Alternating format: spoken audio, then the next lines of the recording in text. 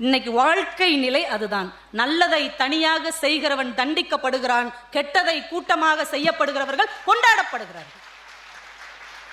காலம் மாறிடுச்சு, காலம் மாறிடுச்சு, காலம் மாறிடுச்சுன்னு சொல்றோம்ல.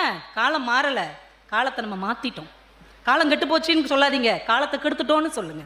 அன்னைக்கு ஒருவன் கெட்டவனாக இருந்தான், 100 பேர் நல்லவங்களா இருந்தாங்க. இன்னைக்கு 100 பேர் கெட்டவர்களாக இருக்கிறார்கள். ஒரு நல்லவனை பார்த்தா நக்கல் தான். வந்துட்டாரியா மகாத்மா காந்தி சொல்றோம்ல. அன்னைக்கெல்லாம் தெருவில் ஒருத்தர் குடிகாரனா இருப்பான், தெருவே அவரை கேவலமா பார்க்கும், குடிகார பையன். இன்னைக்கு தெருவில் ஒருத்தர் குடிக்காம இருப்பான், லூசு பையன். சொல்றோம்ல. நல்லவனுக்கு பேரே என்ன தெரியுமா? பாவம் நல்லவன். பாவம் நல்லவன், பாவம் நல்ல மனுஷன், பொழைக்க தெரியாத மனுஷன். அப்ப இந்த காலத்தை யார் கெடுத்து இருக்கிறார்கள்? நம்ம எல்லோரும் கூட்டாக சேர்ந்து தானே கெடுத்து இருக்கிறோம். அப்ப நம்ம பிள்ளைகளுக்கு மட்டும் ஒரு நல்ல வாழ்க்கை அமைய வேண்டும் என்றால் எப்படி அமையும்?